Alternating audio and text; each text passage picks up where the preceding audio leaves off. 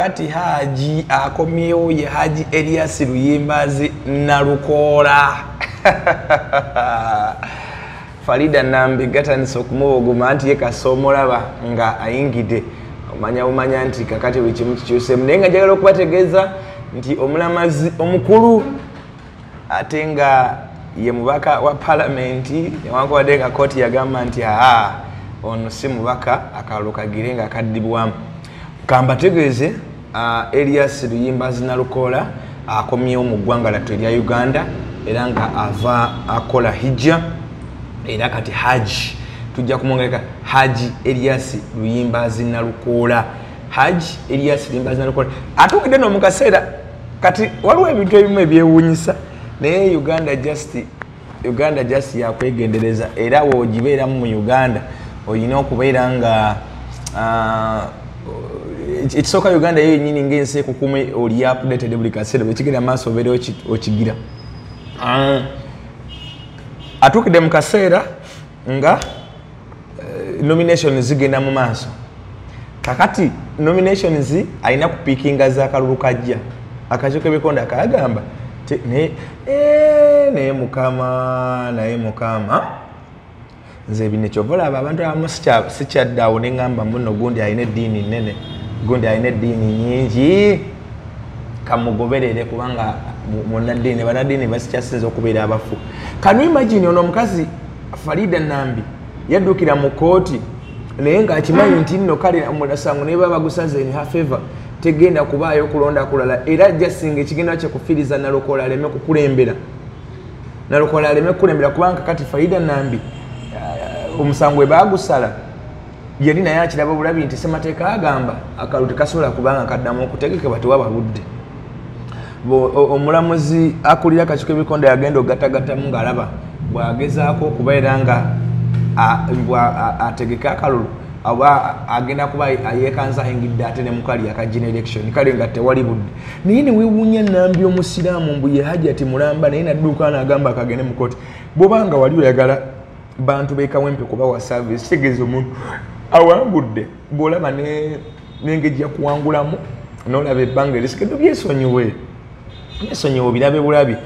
omulinde mu kalulu kano akalamba. So I'm waiting to see Nambi picking nomination forms for the coming elections, and then Nalukoola, who is in the country now, Nalukoola landed nga bucha atuse mu ggwanga lattu erya Uganda okuva mu ggwanga wali erya East Saudi Arabia mu kibuga Makka yabadde agenza okuba nga akola ate omukolo oba okulamaga okwo okutukuvu gye bayita hijja. So kakati ebintu bingi naye bannange bayala kumubalagako wano ng'ayingirawo balyamubalagako wali no ng'ayingirawo omwana w'abandi munnamateeka wange Elias Luyimbazi Nalukoola. Kawempe twalonda Nalukoola ne bakerenja ne bakaddamu abalumula letunafa abantu abamu mugenda kuswala naye abaana bakompozinga akayimba. So that is it kyekiriwo this morning olwaleero amakya ga leero. That's what I wanted to tell you. And Nalukoola is back. So bwabuuziddwa what is next kyekiddako agambye yagendagenda kukavule kupikinga nominations form kubanga ate avuganya. However n'ebintu byakadda bina oba anyway buli kimu kirina engeri gye kikolebwamu. Okimanyi nti n'abakapikinga nominations forms tewali yapikinze Kawempe balinga bagamba nti ekifo twakirekedde dda Nalukoola mwogeza ddembe Mr. Dandy kyandibanga Mr. Dandy bakimulekedde kubanga ne bana obudde abasinza okupikinga form bapikize Nansana Kawempe South naye Kawempe North Kawempe South sofa ndabyeko Fred Nyanzi Centamu ndabyeko Dr. Roy Semboga nani omulala gwendabye bangi Nansana ndabyeko Zambale Blasio Mukasa ndabyeko Onokana Kambata ndabyeko incumbent yennyini Wakayima n'abala bangi ndabyeko Engineer Kaweesa oli gwe bakubya amasasaawo yabadde aze bakubidde amasasi ku kitebe kya Novo yabadde akimye empapulo yamuta engineer Kawesa musajja atuna abadde nga ajja yesimbawo naye oba kiki waliwo kireka ekitali kituufu bulungi ku mwami oyo kuba ndaba buli mwaka abibeeramu but I can't see ng'ayitawo waliwo ekiteekeddwa okuba nga kikolebwa simanyi ki ekirina okuba nga kikolebwa ku mwami oba alina kyusa position omanyi abantu abamu beesiba ku kintu nga tekigenda kuva mubisi olaba kati nga Abedi Bwanika yali avuganya yalinga avuganya bwa president nenga kiyali avuganyako si kyekyali ekituufu nonta atiri we yafuna obwongo najja n'avuganya ku bwa MP ate n'abuwangula n'amaanyi g'abantu however amaanyi g'abantu kati ate galeka okuba nga gashiftinze nga gamuvuddeko so we don't know bwagenda okuba nga kiperforminga this time around with the DEF new party kati naye katoba naye waliyo ku maanyi g'abantu but again we tuba tukyali ku nsonga za Kawempe the MP is in the country from Medina and Makkah is from performing that is it called a pilgrimage abadde ku bulambuzi obw'eddiini abadde Makkah nenge ebintu binna tubifollowinga wano era nga naye abifollowinga nga bitambula by the way naye basajja omusango gwe teyalimu yali amaze okuba nga akola ki yali amaze okuba nga afuluma eggwanga yali amaze okuba nga afuluma eggwanga naye nga ebintu byonna tekimugana kubanga ate abigoberera naye olwaleero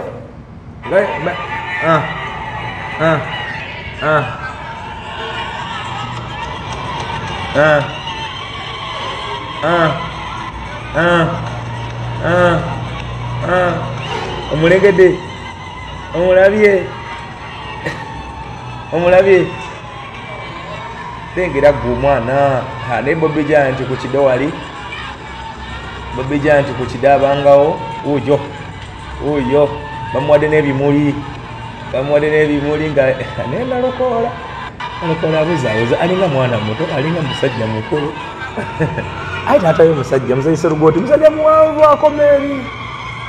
uyo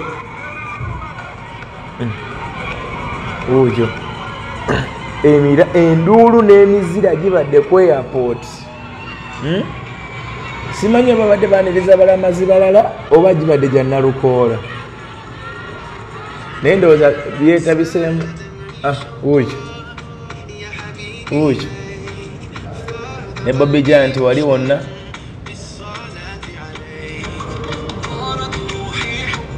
oyo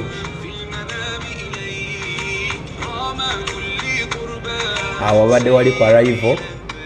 ng'ayingirawo ahiye arrival mugimanyi abamanyi ku site ennyonyi Entebbe wali gye mugende mukima abantu bammwe so the MPs in the country mugumu bitya olaba omuzadde bwalina okulota n'omwana we John F. Kennedy kitaawe we yamuzaala yagamba nti nzadde omwana agenda okufuuka pulezidenti wa Amerika n'atandika omubuulirako nti yagenda okuba pulezidenti wa Amerika ebbanga lyenkanawa biseera kibyonyumyamu n'omwana we ng'omulaga ebirooto ng'ebyo naye azimba obwongo bwe bwatyo ne wabaayo ebirala eby'essuubi ng'omwana we wamusuubiza ekintu naye nga tolina busobozi mu kiseera ekyo nze nagendako ne bawala bange mu semaduuka ogimanyi supermarket ne ŋŋamba abatundamu nti nzize ne bawala bange si lwakubanga tulina bye tuzze okugula naye mbaleese wano lwa nsonga bbiri esooka saagala balala babatwaleko mu semaduuka beewuunye nga nze sibaleetangayooko njagala bagimanyi ekyokubiri mbaleese wano mu semaduuka nsobole obbabuulirako nti bintu bye nabasuubiza obbagulira bwe tuliba tufunye ssente tujja kujja wano tubigule abaana bange baddayo eka nga sibagulidde bintu naye nga balina essuubi tujja bigula kuba ne gye tugenda obigula mbalazeeyo bamanyiyo abaana tubawe essuubi olaba omuzadde bwalina okuloota n'omwana we John F. Kennedy naye Nalukoola n'obubozibozi bwe buno nno abadde abunyumiza Makka manyi abadde Makka naye ssebo ng'alinga ali e Kampala nga update zonna azifuna nga nozikola azikola. So yoyo ombaka naye mpulizaako ewa Nambi kati abantu bakwewuunyisa.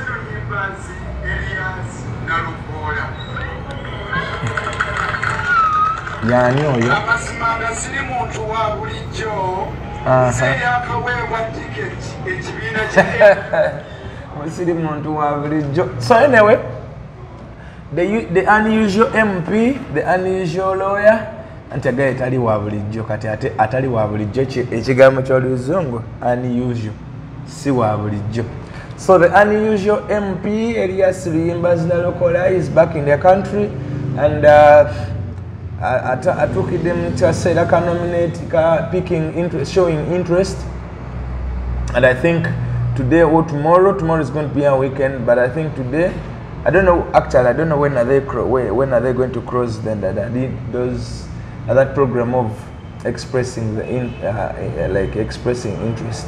or picking forms, but the process is still going on. Mazeo was a week in number. Kati Nalokola, I think agenda kubanga ayitayo either today or over the weekend. Uba kyalimu kajetiraga kajiraawo. Kajeti fatigue. Kati kajetiraga kaba kayina okujja mu nnaku nga 2 awo 3. Ntandika ebigero okuzimba naye nga nyinyi wagivaako dde ennaku 2 3. Ne kati mwabali nnyagondi mu ebigere ebibalumadde. Aba Swift buses, abagaga, abalinki, liyagamba mbu oba tolina passport kitegeeza toli ogobeera oyenjera naye mbu wali passport ye mutambuza abaana bazaala wabadda. Anyway, naye nga that was Lwali, but of course tulindiridde kulaba ekigenda maaso kubanga tebagenda baayo by election za Kawempe era bannakawempe bakitwale nti babasaddaaka babamala babateeka mu byawongo byabwe. Gavumenti yateeka Kawempe mu byawongo byayo. Musajja ono naye yakumukwatamu. Kawempe bagisaddaaka, gavumenti yateeka Kawempe mu byawongo byayo era kyobudola bagategeera kuwaayo ekisanja kyonna kiweddeko bwe kityo nga tekibadde na full representation mu parliament. Mpaka Segirinyo Lwali okubanga actually n'okulayira kwennyini bamujja Kenya nga mulwadde munsanyuko. Tujjukira nga Sauda Madada amuleeta n'abantu baali baluza tagenda kulayira nga taliwo mu ggwanga, ne bamuleeta buleesi n'alayira era olama lulayira n'addayo n'atandika okubinkana n'emisi n'okujjanjabwa kubanga okugizegiza akomyewo ne bamuyoola n'atandika okubinkana n'emisango. Emyaka 2 down the road ali mu kkomera, agenza okuva mu kkomera ng'ekisanja kisigaddeko omwaka gumu afudde bufi. Ate bw'avudde mu kkomera n'atandika okuwera enema n'endwadde okakana musajja atubambi nga afudde. So Kawempe n'ebeera nga emyaka gyonna 5 gigisaze. Bwe bagenze mu by election ne bakozesa amaanyi g'abantu, kooti n'esazaamu amaanyi g'abantu n'oyo omukazi Nambi nga kooti eri wamu n'oyo omukazi Nambi. Amaanyi g'abantu ne bagamba nti si ge gaaliwo, mbu gano gaali ga Nalukoola. Mbu Nalukoola yagamba ekigambo nti people power, our power. Yagamba nti temwerabira amaanyi g'abantu ate ge gaaliwo. So bano abalina amaanyi ga kooti ne bagenda mu kooti era kakana nga kooti esaze ebyasala mu kwagala kwabo abaawa. So nekibeera nga Kawempe ngayo gavumenti yagisaddaaka negifunirako obugagga negiteeka mu byawongo byayo. Kawempe so anyway, Council Nalokola webale komawo kuli Kayemaka, webale kola hijja, webalire ddala kukola hijja, webale kukola kutuukiriza empagi ey'Obuyisiraamu eyo ekkirizibwa Mungu era yalagirwa. Kakati kyetwagala ffe tetwagala kintu kyala kyonna, twagala tunyumiza, twagala ogenda okima empapula, bw'omala okima empapula ebiddako birekere bannakawempe kubanga bo bannakawempe bakugamba dda bakubidde muno nakayimba wootabadde bakudde nakayimba wootabadde nga gandi kawempe twalonda nalukoola naye tukeerenja ne tukaddamu abamulonda tebannafa naye so kitegeeza nti gwe kawempe gwe just picking up pickings empapula ebisigadde obirekere bannakawempe ogende mu nominations kubanga tegenda bayo kalulu kalala tegenda kubayo kaledi kalulu eri by election gye bagamba era mukazi watunambi simena sente zasasuza bannamateeka kubanga akalulu tekagenda kuddibwamu tugenda mu kalamu kaako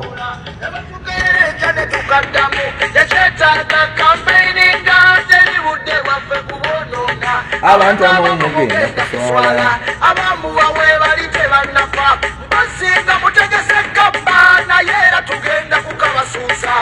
nalukoola yaleeta kawempe yalonda nalukoola ebatugereja ne tukaddamu ekyetaaga kampeininga teribudde waffe kubonoona abantu abamu mugenda kuswala abamuwawe bali tebannafa basinga mutegese kabbana yera tugenda kukabasuusa nalukoola yaleeta abajjati ne bajja bajjankalanya obululu tuli mu bizibu mutuzza mu bizibu basajja mmwe mulina obuzibu you wanted to steal an elephant mugitwalira ate mu kisero nebayikako nebalabisa kati ensonyi muzifudde obusungu kawempe yalonda ebatugeereje ne tukaddamu tekyetaaga kampeininga teribudde bwaffe kubonoona abantu abamu mugenda kuswala abamuwawe bali tebannafa mbasi kawempe yalonda so omusirikale wa jati ono omusirikale wa jati gwe bayita nalukoola ayingidde era nze ngenda kuba mpunzikira wano just tulinde bulinzi ekigenda okubanga ate kiddako naye ng'agenda agambye nti agenda kupickinga nomination forms ebisigadde ate tulabe gye binakkira naye nga kati ze fule hajj nalukoola ayingidde kale banaffe aba earth engineers basangibwa wano wandege yamukkirize mbanjulire ebimu ku bintu byabwe bakola bano nga bakola gate eza silencer gate ezitaleekaana bakola gate ezitalina tewetagisa muntu mulala kujja kugulira gwenyina osobola okwegula nabo oli mmotokayo gate za masanyalaze gate za remote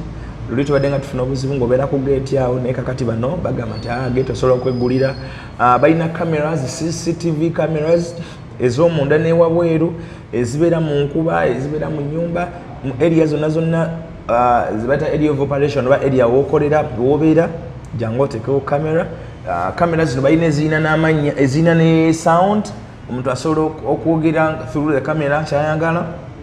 ne bamuwulira balina zi alarm bell balina ebintu ebikwatagana ku kintu ekyocommunicatinga oba ekintu ekya security so banaffe abo basangibwa wandege bajja kuyambako mu ngeri nyingi okulungamya ki ekituufu kyeweetaaga okusinza ku bintu byolina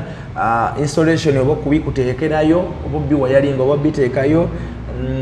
okukyekingako singa wabaawo anything ekiyinza okuba nga kiguddewo oba kyeweetaaga okukyusaamu oba okwongerako bajja kubanga weebali kubanga basangibwa kumpi bali wandege wano mu town so bakunamba esimu gyolaba wansi awo ennene enzibu oyogere nabo kyonna ky'oyagala okibagambe oba oyagala cameras oba oyagala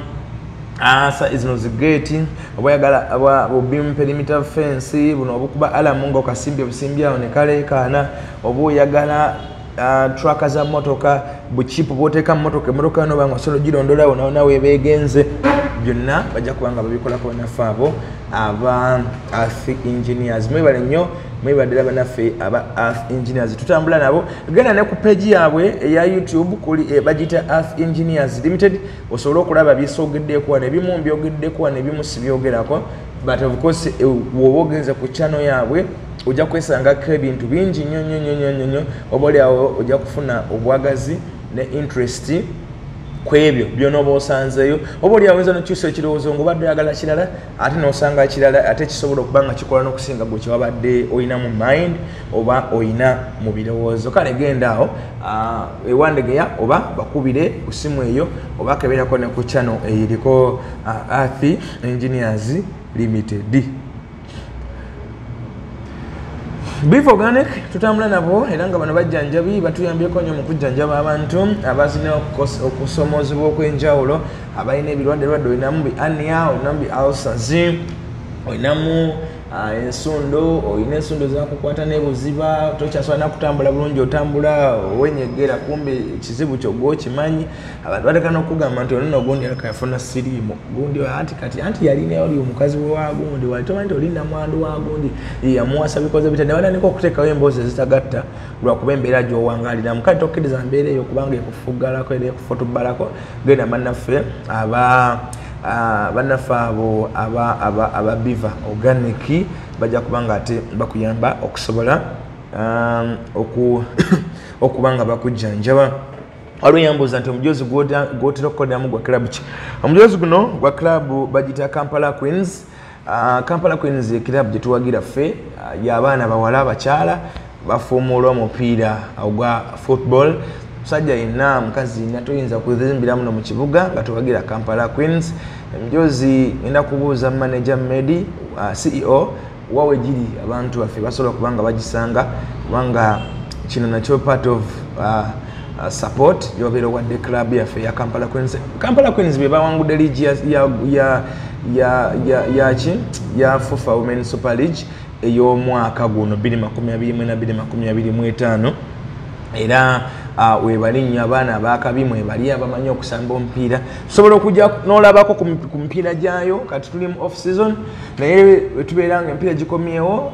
tusambira wali ku Philip Omondi Stadium osobola okuyitawo n'olabako ku mipiira weginyuma nola ku mipiira gy'abawala nawe n'ofuna obwagazi n'otandika okuwagira oba toli mwagizi obadde oli mwagizi that is fine webale naye nga affe tuwagira Kampala Queens obujozi bwa mulembe era okalaba kantuddeko bulungi nnyo nga ate kayitirivu kamaanyi bakayita kano ka Kampala Queens naye no brandi nkadde tulinayo brandi empya ya green tulinayo brandi endala naye nga ye Kampala Queens. Dream Restaurant basangibwa Wandege yawe gyate kulumira mu kibuga n'ebula okutta genda ku Dream Restaurant yawe Wandege ya ku bitala bye Wandege ya walungo obuyinga bifuluma kati lye waliwo awo ekizimbe kiwanvu nnyo kasitova ko agikasule molo kyonozaako ojja kuddako ku Dream era ojja kubanga otuukawo ebintu bisobola obanga bitambulira barabara bw'oba omazeyo n'okkira wansi ku Equity Bank oyambuka mu katidi we wali ate Dream Restaurant endala kyokka ne mugana amakubo ge Wandege yagana agakatale Biashara Road ne Mrondo Road ogatambuliramu era ogwa ku Dream Restaurant eri makubo abiri woyita eri eno ogituukako woyita eri eno wansi ogituukako balina buli kimu bamanyi okufumba emmere ennungi ate nga emmere yaabwe ewooma ate nga n'abaana abakolawo bali faster clean bayonjo bangu balina ne good reception so gendawo bajja kubanga bakuyambako osobola okubanga n'oboze n'emmotoka ojja kufuna opakinga bajja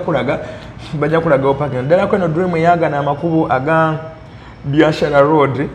ne Mulondo bajja kulagawo parkinga osobola okubanga ate onyumirwa balina okuva ku kyenkya ekyemisana ekyeggulo balina oluwombo balina luwombo lwa boyiro olw'ennyama olw'ebinyeebwa olw'ekyennyanja kiri mu binyeebwa n'ebirala byonna ojja kuba obutiko byonna webiri ojja kubanga obisangawo kyasobola okubanga nkugamba nti bagezeeko bannaffe abo aba Dream Restaurant kuba ku namba y'essimu wansi awo ojja kubanga ate ekugaidinga n'okwonga ne ka delivery bakakola bagwe nga tosobola kutambula kugenda maaso nakubanga ate onoonya gye basangibwa.